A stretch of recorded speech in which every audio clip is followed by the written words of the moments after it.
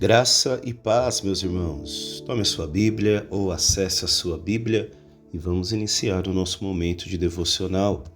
Hoje a palavra se encontra em 1 Tessalonicenses, capítulo 5, versículo 21. Vamos ao texto. Mas põe à prova todas as coisas e fiquem com o que é bom. Versículo 22, encerramos aqui. Afaste-se de toda forma de mal. Amém, irmãos? Irmãos, a carta de 1 Tessalonicense, ela foi escrita pelo apóstolo Paulo por volta do ano de 50, 51 depois de Cristo.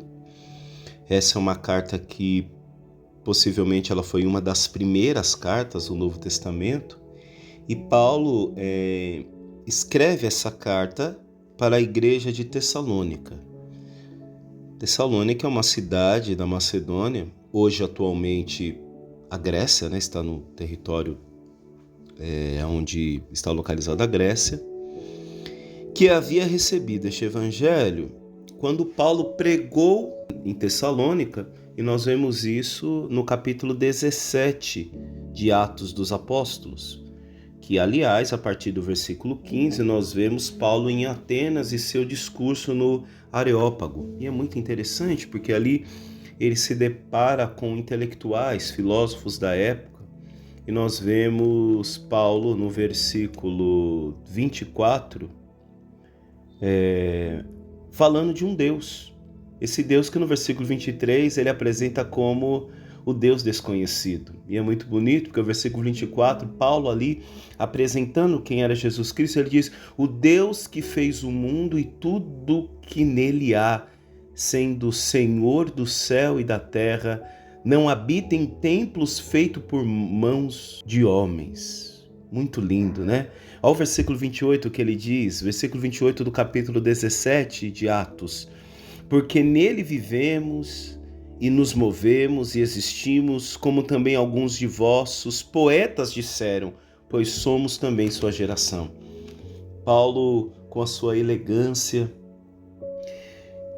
Paulo, cheio do Espírito Santo, ele entra em Atenas e ali ele aproveita daquele ambiente, olhando as imagens ali dos deuses, para ensinar quem é Jesus Cristo.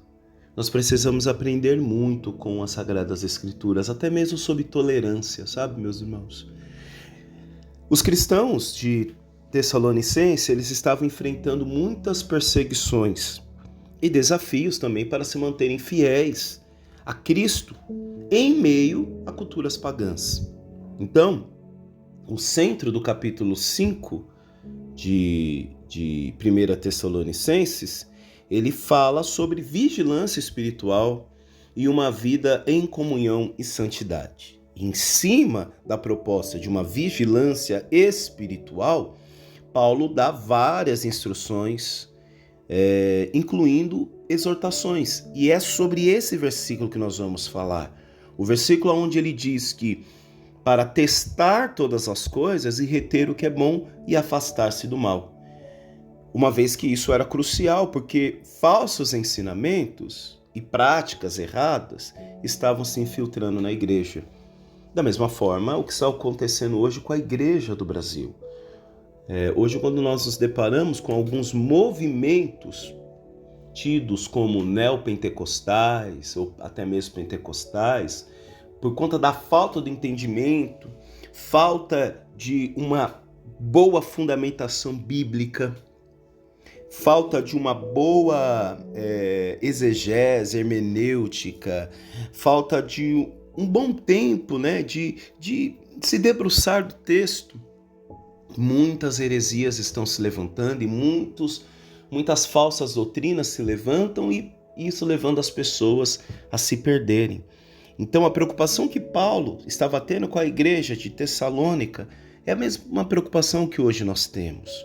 Então o versículo 5 ele é muito rico, porque dentro do versículo 5 ele apresenta os filhos da luz e os filhos das trevas, e ali ele fala sobre a vinda do Senhor. Do versículo 1 ao versículo 11, Paulo lembra que o dia do Senhor virá de forma inesperada como um ladrão à noite, que é o versículo 2 do capítulo 5. E aí ele vai desenrolando o assunto, enquanto os ímpios estarão desprevenidos. Os crentes devem viver em vigilância e sobriedade, pois são filhos da luz, que vai dizer o versículo 4, versículo 8. E através disso, ele está encorajando os tessalonicenses a se fortalecerem na fé e a se animarem uns aos outros, conforme o versículo 11. Então é muito bonito Paulo apresentar esses dois extremos, os filhos da luz e os filhos das trevas. À medida de que, enquanto os filhos das trevas estão bebendo, estão dormindo, como diz o versículo 7, muitos serão pegos desprevenidos, uma vez que a vinda do Senhor será como um ladrão. No próximo bloco, que é do versículo 12 ao 22, Paulo exorta, Paulo pede para ter paciência com os mais fracos, Paulo anima, pede para que os irmãos sejam alegres e orem sem cessar, conforme o versículo 17. Às vezes as pessoas perguntam, pastor, qual é a melhor forma de orar? É deitado, é ajoelhado, é prostrado? Eu digo, irmão, a forma como você irá orar, eu creio que é a menor questão, uma vez que Paulo está exortando a igreja a orar sem cessar. Ora, então se orar sem cessar é fazer da nossa vida uma oração.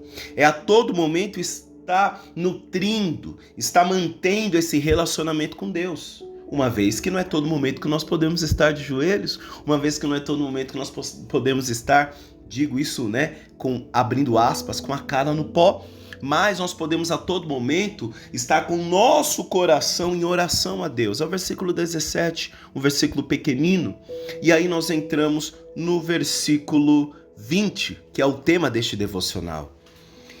Ele diz, não desprezeis as profecias, examinai tudo, retendo bem. E o versículo 22, abstecendo-vos de toda aparência do mal. É interessante que o versículo 19 ele diz, não extingais o Espírito. Ou seja, não se faça surdo à voz do Espírito.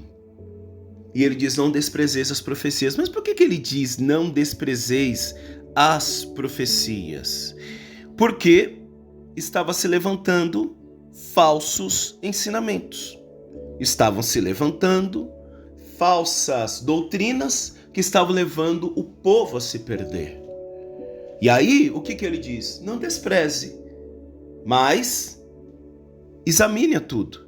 E quando Paulo nos convida a examinar as profecias, ele está dizendo que a nossa fé não é uma fé ingênua, que nós não podemos ter uma fé ingênua acerca de tudo, confiar em tudo que dizem que está vindo do céu. Não.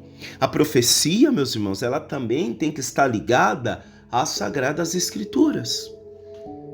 Ora, a profecia é algo imutável, é algo que vem do eterno, é algo que vem de Deus. E ela não pode levar o povo à confusão. Ela não pode levar o povo a desobedecer o que já está estipulado na palavra do Senhor. Quando nós olhamos para todos os profetas, acompanhe esse raciocínio comigo. Jeremias, Isaías que viu o Senhor sentado no trono. Isaías que o serafim pegou do trono do Senhor uma brasa e queimou a sua língua, uma vez que ele disse, eu sou homem de impuros lábios, que habita no meio de homens de lábios impuros.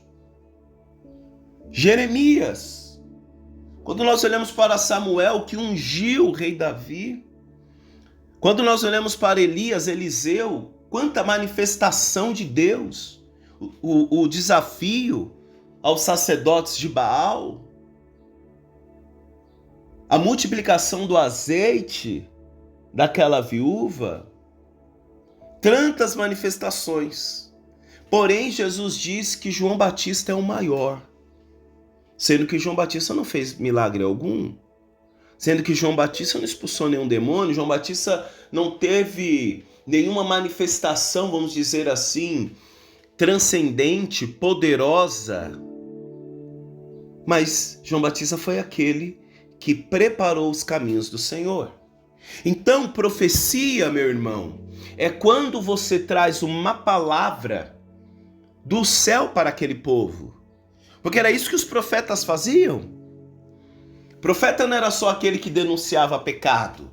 Profeta era aquele que falava o que Deus tinha para falar para aquele povo. Doa que doer.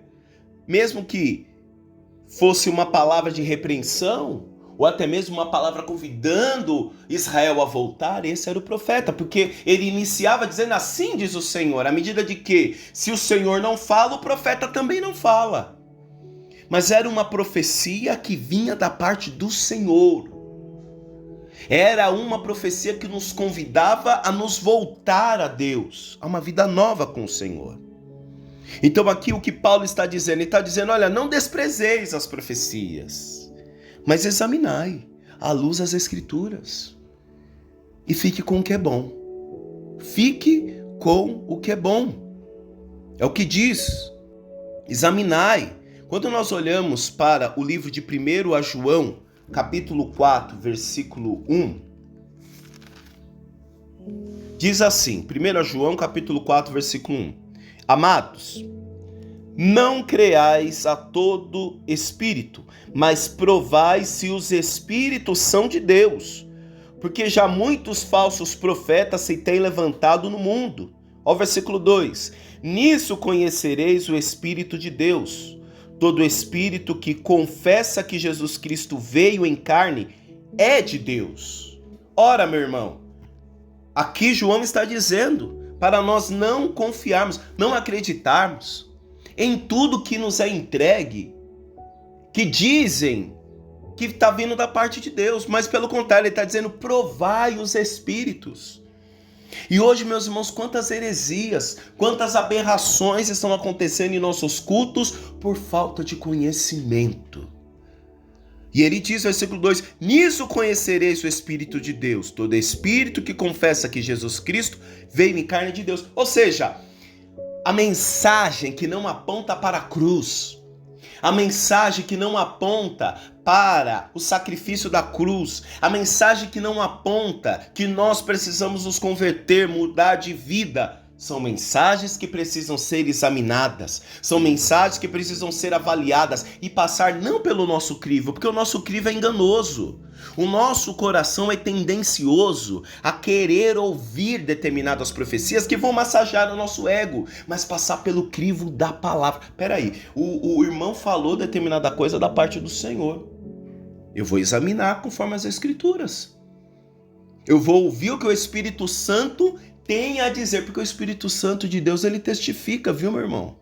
Eu vi muitas pessoas se decepcionarem, se machucarem, enfiar os pés pelas mãos, se afastarem das comunidades de fé. Eu vi muitas pessoas que hoje não dão crédito mais à palavra do Senhor, porque alguém falou o que não era para falar. Alguém falou, disse que Deus falou quando Deus não havia dito nada. E quando Deus fala, meu irmão, ele se responsabiliza. Então, tamanha é a responsabilidade de um profeta. E outra, examinai, retendo o que é bem. Lembre-se que esse bem não é o bem para você, porque nós esquecemos que o bom de Deus não é o bom para nós, o bom para a glória dele, o bom para o reino dele. Eu vejo muitas pessoas dizendo: não, a última palavra é do Senhor. E quando a última palavra do Senhor vem e é contra a sua vontade, você dá crédito? Porque Jonas não queria pregar o evangelho em Nínive, mas ele teve de ir, porque não era bom para ele, mas era bom para aqueles irmãos. Os discípulos não queriam passar por Samaria. Para os discípulos não era bom, mas Jesus disse: é necessário passar por lá. Então esse bem aqui não é o bem que vai massagear o meu ego, não é o bem que vai falar: abre a mão aí, em 30 dias vai chegar a chave do carro, eita, aqui olha, eu tô vendo a provisão. Não, é uma palavra que vai te tirar do conforto do pecado e vai te colocar no desconforto para viver uma vida nova com Cristo Jesus. Então ele diz: põe à prova todas as coisas. E isso significa que a fé cristã não é uma fé ingênua. Os crentes devem examinar tudo à luz da Escritura e do Espírito Santo. Provai os Espíritos. Aliás, existe um dom chamado discernimento dos Espíritos. Tem muita gente falando em nome do Senhor, mas não é do Senhor. Os interesses são outros, são malignos. E ele continua dizendo: abstendo-vos de toda aparência do mal. Olha, ele não está nem falando para você se afastar do mal. Ele está falando de algo que parece o mal. Aí fica o questionamento: nossa, mas por que a aparência do mal? Meu irmão, para seguir o Evangelho, você vai precisar renunciar a muitas coisas.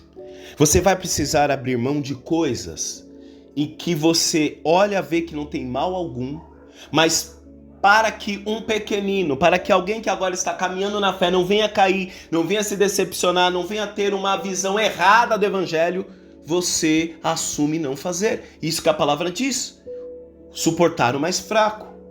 E quando diz abstei-vos da aparência do mal, olha, se parece que é mal, então não faça.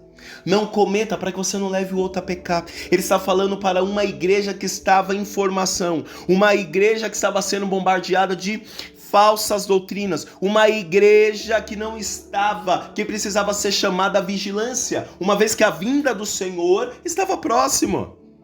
E a vinda do Senhor está próximo. Porque toda vez que nós lemos na palavra do Senhor os últimos dias, está se referindo ao dia que nós estamos vivendo. Então não há tempo para brincar. Então quando ele diz: abstei-vos de toda a aparência do mal, isso inclui tanto heresias como práticas imorais.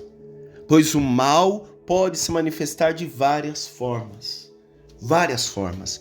E uma das formas que o mal mais procura se manifestar é sobre a aparência de bem. Engana-se você que Satanás vai aparecer falando para você fazer o que é mal. Porque para você fazer o que é errado, basta ser ignorante, basta ignorância. E Deus não leva em consideração o tempo da ignorância.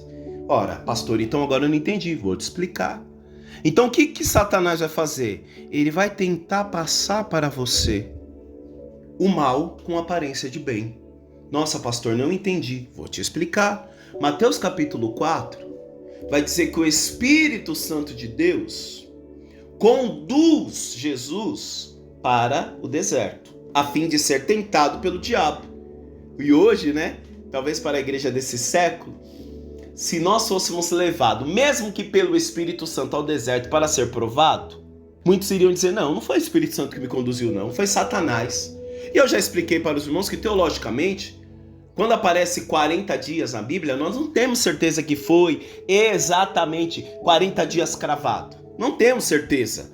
40 significa um tempo longo, porém necessário, um tempo de preparo para uma missão, como 40 anos no deserto. Então foi um tempo necessário de aprendizado, um tempo de formação, um tempo para forjar alguém para uma missão. E foi isso que aconteceu com Jesus. Agora veja as propostas de Satanás para Jesus. Jesus 40 dias e 40 noites, jejuando. Talvez ele estava debilitado, magro, mau hálito, raquítico, aparência física, sabe assim, degradável, deplorável. E Satanás aparece apresentando algo que parece ser bom, mas que a motivação é errada.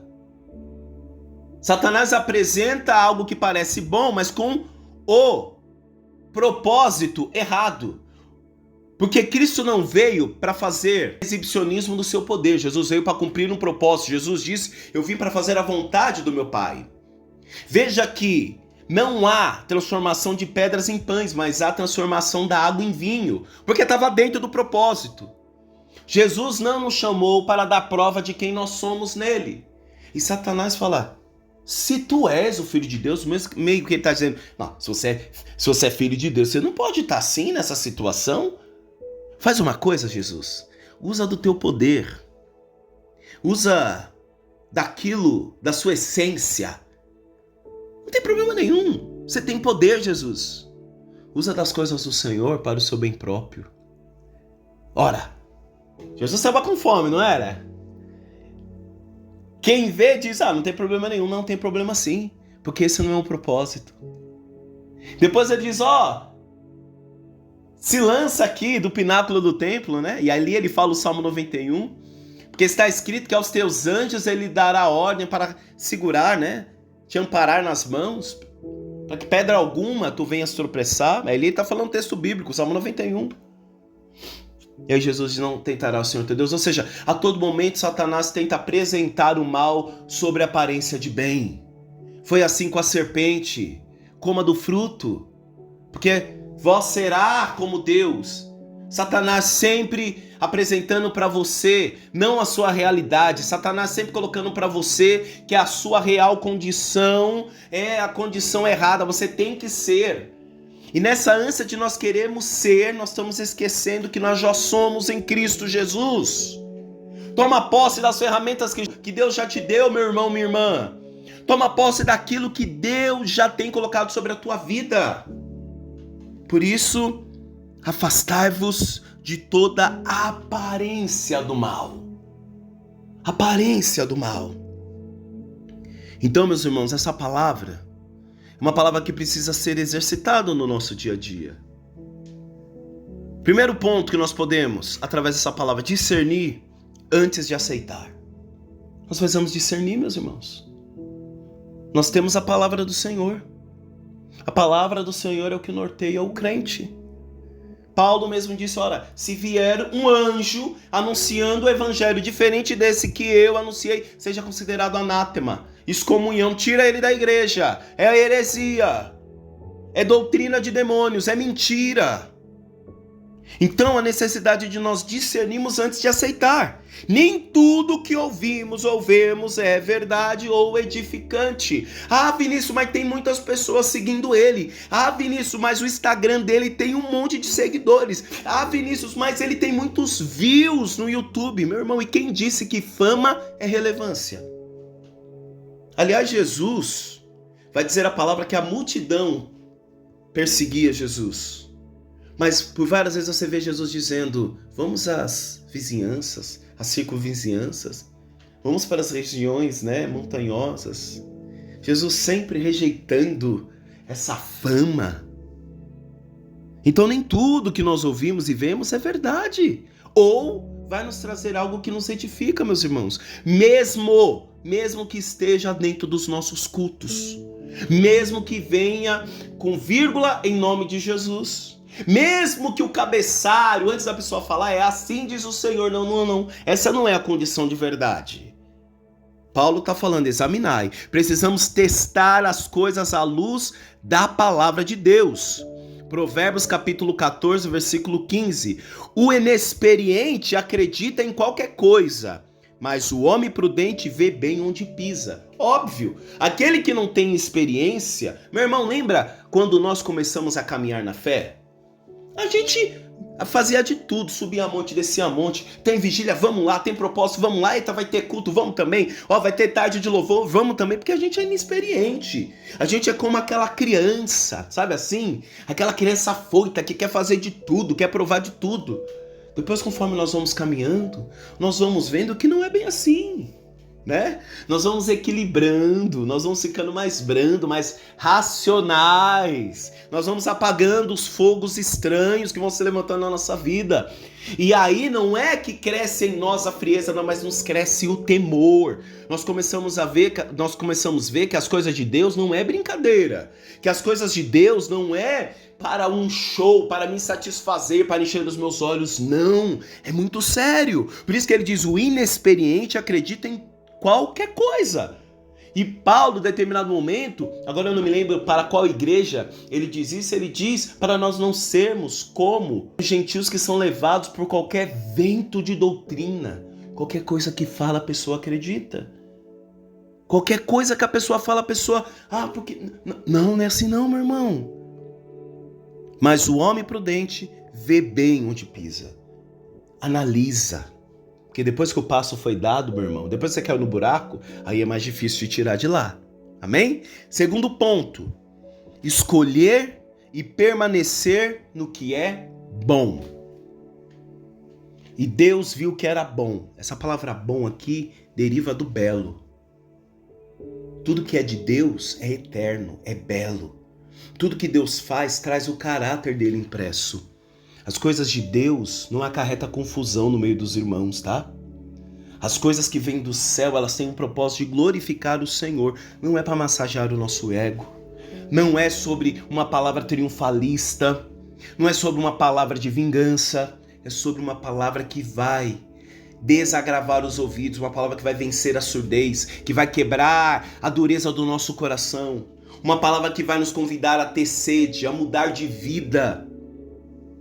Não basta apenas identificar o que é bom, precisamos nos apegar a isto e vivê-lo. Não adianta, meu irmão, nós ouvimos, o irmão tem uma boa palavra, amém. Eu vou lá no culto porque o irmão é uma bênção, amém. Mas o que você faz com a palavra que é pregada? Uma coisa que eu digo lá na Casa Sal é, o culto começa quando ele termina. Nossa, Vinícius, que estranho isso que você disse, que não parece contraditório? Sim, o culto começa quando ele termina. Depois que termina ali a reunião entre irmãos, está na hora de você viver o culto na semana. O que você aprendeu. Filipenses capítulo 4, versículo 8. Finalmente, irmãos, tudo que for verdadeiro, tudo que for nobre, tudo que for correto, tudo que for puro, tudo que for amável, tudo que for de boa fama, se houver algo de excelente ou digno de louvor, pensem nessas coisas. Ora, as profecias, o que está sendo entregue, tem que nos levar para isso.